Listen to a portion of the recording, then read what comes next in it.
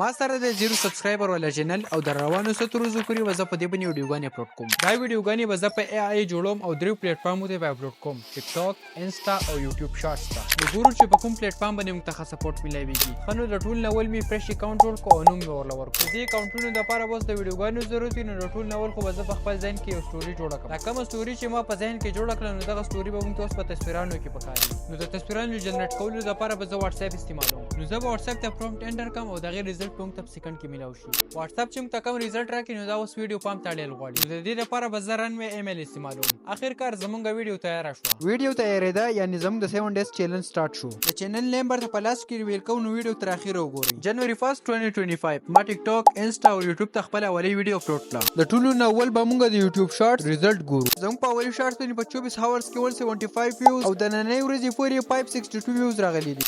بیا ورپسې زموږ په سیکنډ شارټ باندې په 24 هاورز کې 1.5 کې ویوز راغلي او تر نن ورځې پورې په 3.1 کې ویوز راغلي. زموږ په تھرډ شارټ باندې په 24 هاورز کې 706 ویوز راغلي او تر نن ورځې پورې په 1.5 کې ویوز راغلي. زموږ په فورث شارټ باندې په 24 هاورز کې 421 ویوز راغلي او د نن ورځې پورې په صرف د یو ویوز اضافه شوی ده. زموږ په فیفت شارټ باندې 2.9 کې ویوز راغلي دي او داسې په 6 شارټ باندې 755 ویوز راغلي دي او په 7 شارټ باندې په 13 هاورز کې 173 ویوز راغلي دي.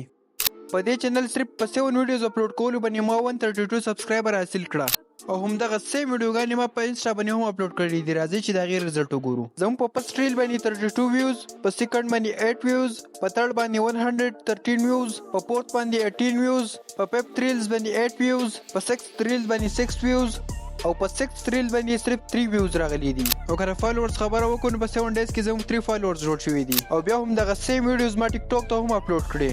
زموږ په فرست ویډیو باندې 2 ویوز، په سیکنډ باندې 1 ویوز، په تھرډ باندې هم 1 ویوز، په فورث باندې 0 ویوز، په فیفت او 6 باندې هم 0 ویوز او په 7th ویډیو باندې 0 ویوز راغلي دي او داسې په 7 ډیز کې ما یو فالوور هم حاصل نه کړو. تاسو به وایئ چې په ټیک ټاک باندې دا ویوز ولې رانله. د هغې وجه دا ده چې په دې ځای کې ما غټ میسټیک کړی دی. که تاسو د دې اکاونټ د نوم ته وګورئ او په دې باندې د ویډیوګانو ته وګورئ نو دا دواړه نه میچ کېږي. ما له پکار دا وه چې ما د دې اکاونټ په نیم کې د کیټ ټایم یو کیورډ ایډ کړی وی. ما د دې نه مخکې د ټیک ټاک په الګوریتم باندې کار کړی دی نو ما ته له دې ښه اندازه شته. که تاسو په ټیک ټاک باندې دا اکاونټ سرچ کړئ نو زما د ویډیوګانو رزلټ به تاسو په خپله وګورئ. په دې سره زموږ د 7 ډیز چیلنج پوره شو او که دا ویډیو چا د لاست پورې کتلی وي نو په کمنټ سیکشن کې راته ضرور ووایئ چې زه په کاپي رایټ کنټینټ پرې کار وکړم او چینل مونیټایز کړم او یا د 0 نه بزنس شروع کولو د پارسل لیږلو پورې به تاسو ته پروف ښیم او یا د خپل ولاګز برابر دي. په دې دریو کې په کم یو باندې کار وکړم دا راته په کمنټ سیکشن کې لازمي ووایئ چې په دې کې په کم یو باندې سپورټ زیات راغی نو نیکسټ ویډیو به انشاءالله په هغې باندې وي. ما له راکړئ اجازت. د الله په امان.